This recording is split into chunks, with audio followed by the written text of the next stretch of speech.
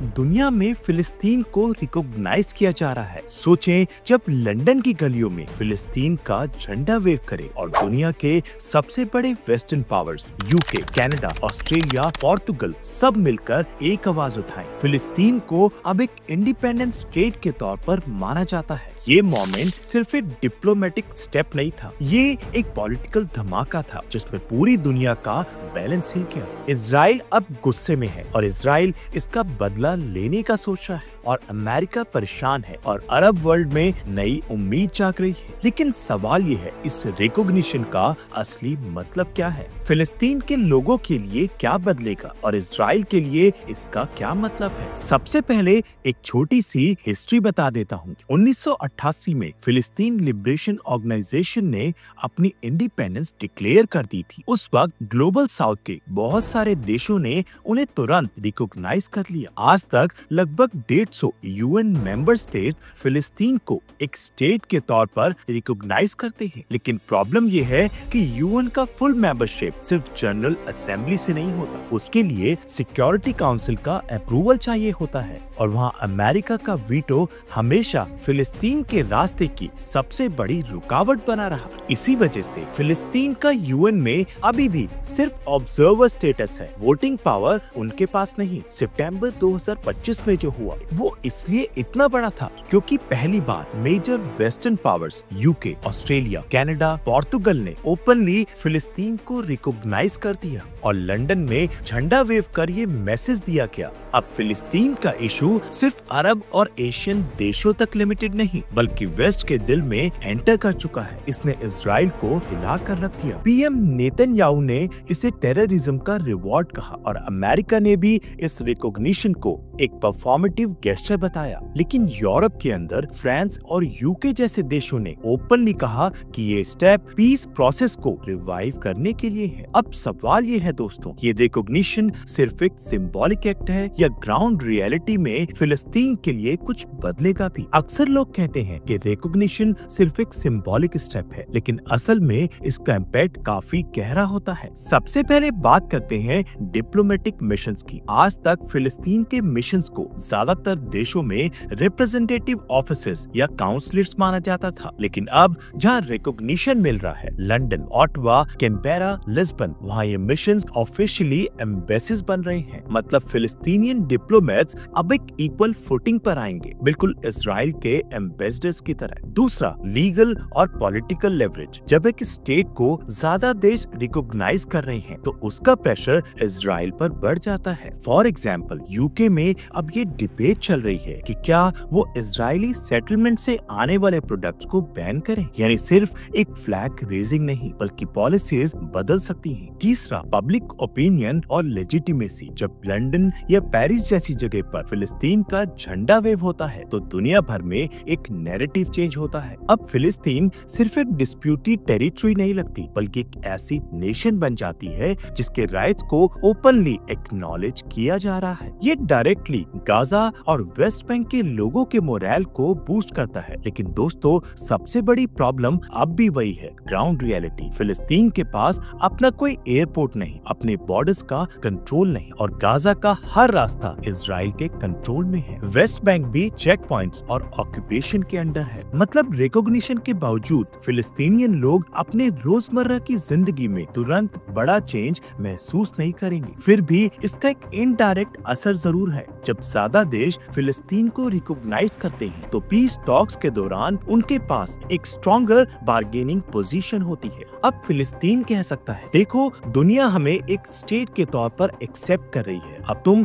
हमें इग्नोर नहीं कर सकते। यानी शॉर्ट में रिकॉग्निशन एक पॉलिटिकल वेपन है जो फिलिस्तीन के हाथ में पहली बार सीरियसली मजबूत हो रहा है। लेकिन यहाँ एक सवाल उठता है, इजराइल और अमेरिका इस नई रियलिटी पे कैसे रिएक्ट करेंगे? क्योंकि उनके लिए ये सिर्फ एक डिप्लोमेटिक सेटबैक नहीं बल्कि एक एग्जिस्टेंशियल सिक्योरिटी चैलेंज भी है। अब समझना जरूरी है कि इस रिकॉग्निशन पर सबसे ज्यादा हल्ला कहां से आया, इजराइल और अमेरिका से। इजराइल के प्राइम मिनिस्टर नेतन्याहू नेतन्याहू ने सीधा कह दिया, जॉर्डन के वेस्ट में कभी भी एक फिलिस्तीनियन स्टेट नहीं बनेगी। उनके लिए ये रिकॉग्निशन एक तरह का टेररिज्म का रिवॉर्ड लगता है। मतलब उनका कहना है कि जब हमास ने 2023 में इजराइल पर अटैक किया और उसके बाद गाजा वॉर चली, उसी के बीच फिलिस्तीन को रिकॉग्नाइज करना हमास के लिए एनकरेजमेंट है। इसी वजह से इजराइल ने अब अपना पूरा फोकस एक नई डिप्लोमेटिक फाइट पर शिफ्ट कर दिया है। सिर्फ बैटलफील्ड पर नहीं, बल्कि यूएन के अंदर, यूरोपियन कैपिटल्स में और ग्लोबल मीडिया में वो इस रिकॉग्निशन को काउंटर करने की कोशिश कर रहे हैं। अब बात करते हैं अमेरिका की। दोस्तों, यूनाइटेड स्टेट्स डिकेड से इजराइल का सबसे बड़ा एलाई रहा है। वॉशिंगटन का स्टैंड हमेशा से यह था कि वो फिलिस्तीनियन स्टेटहुड को तभी सपोर्ट करेगा जब एक नेगोशिएटेड 2 स्टेट सॉल्यूशन हो जिसमें इजराइल की सिक्योरिटी की गारंटी हो।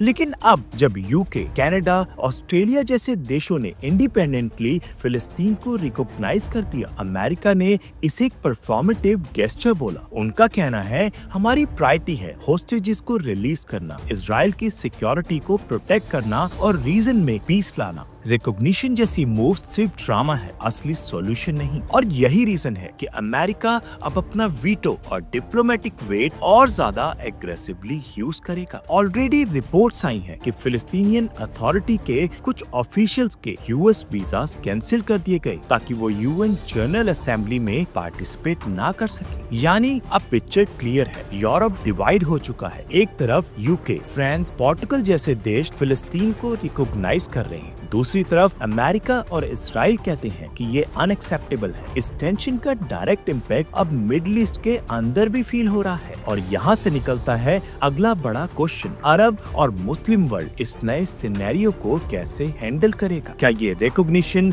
उन्हें एकजुट करेगा या फिर सिर्फ एक सिंबॉलिक स्टेप बनकर रह जाएगा? फिलिस्तीन के रिकॉग्निशन का सबसे ज्यादा इमोशनल रिस्पांस आया अरब और मुस्लिम वर्ल्ड से। लंदन में जब फिलिस्तीनियन फ्लैग वेव किया गया तो रियाद से लेकर इस्लामाबाद तक लोगों ने इसे एक हिस्टोरिक जस्टिस बताया। सऊदी अरेबिया, जो पहले इजराइल के साथ नॉर्मलाइजेशन टॉक्स कर रहा था, अब ओपनली कह रहा है कि फिलिस्तीन के कॉज के बिना पीस पॉसिबल ही नहीं। फ्रांस के साथ मिलकर उन्होंने एक समिट बुलाया जिसमें 2 स्टेट सॉल्यूशन को रिवाइव करने की बात की गई। पाकिस्तान के लिए तो ये रिकॉग्निशन एक और अपॉर्चुनिटी बन गया। ऑलरेडी उनका सऊदी के साथ डिफेंस पैक्ट साइन हो चुका है। अब वो अपनी फॉरेन पॉलिसी को फिलिस्तीन सॉलिडेरिटी के अराउंड फ्रेम कर रहे हैं। पाकिस्तान के लिए ये एक तरह का डिप्लोमेटिक वेपन भी है। उनके लिए मुस्लिम स्ट्रीट पर अपनी लेजिटिमेसी स्ट्रॉन्ग करने का एक पावरफुल कार्ड। लेकिन दोस्तों, यहाँ सिर्फ पॉलिटिक्स नहीं, ऑयल का फैक्टर भी आता है। अगर मिडिल ईस्ट का ऑयल रिच ब्लॉक फिलिस्तीन रिकॉग्निशन के इशू पर एकजुट होता है तो वेस्ट के लिए प्रेशर डबल हो जाएगा। आप सोचिए, अगर सऊदी या गल्फ स्टेट्स ने इजराइल के अगेंस्ट इकोनॉमिक लेवरेज यूज किया तो पेट्रोल और गैस की प्राइसेस आसमान छू सकती हैं। ये एक तरह का साइलेंट वेपन होगा जो बिना एक भी गोली चलाए दुनिया का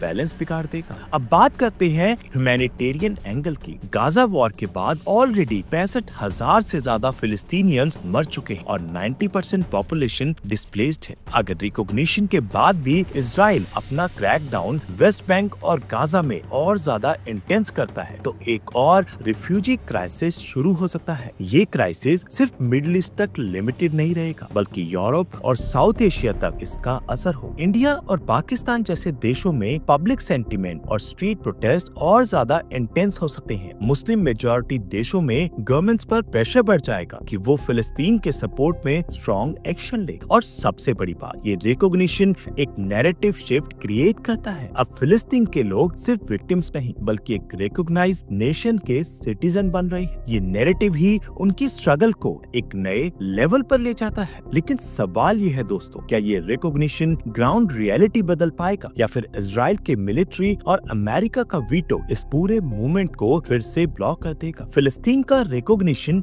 एक सिंपल डिप्लोमेटिक स्टेप नहीं, ये एक मैसेज है। एक मैसेज कि फिलिस्तीन एग्जिस्ट करता है, उसके लोगों का हक है और दुनिया के पावरफुल देशों को अब इस हक को इग्नोर करना मुश्किल होगा। लेकिन रियलिटी अभी भी खौफनाक है। गाजा के अंदर लोग अभी भी बॉम्बिंग्स और स्टारवेशन झेल रहे हैं। वेस्ट बैंक में सेटलमेंट्स अभी भी एक्सपेंड हो रही और यूएन सिक्योरिटी काउंसिल में अभी भी अमेरिका का वीटो फिलिस्तीन के रास्ते का सबसे बड़ा पत्थर बना हुआ है। यानी एक तरफ आपको लंदन में फिलिस्तीन का झंडा वेव होता दिखता है और दूसरी तरफ गाजा में एक माँ अपने बच्चे की लाश को गले लगाए रो रही होती है। ये दोनों तस्वीरें एक ही वक्त पर दुनिया को दिखाती हैं कि रिकॉग्निशन एक शुरुआत है, लेकिन असल जीत अभी दूर है। अब सवाल आपसे है दोस्तों, क्या आपको लगता है कि वाइडर रिकॉग्निशन एक दिन इजराइल को मजबूर कर देगा कि वो फिलिस्तीन के साथ बैठकर एक रियल पीस डील करे, या फिर ये सिर्फ एक सिंबॉलिक स्टेप बनकर रह जाएगा जो ग्राउंड पर कुछ बदल नहीं पाएगा? अपना जवाब नीचे कमेंट्स में जरूर लिखिए और अगर आपको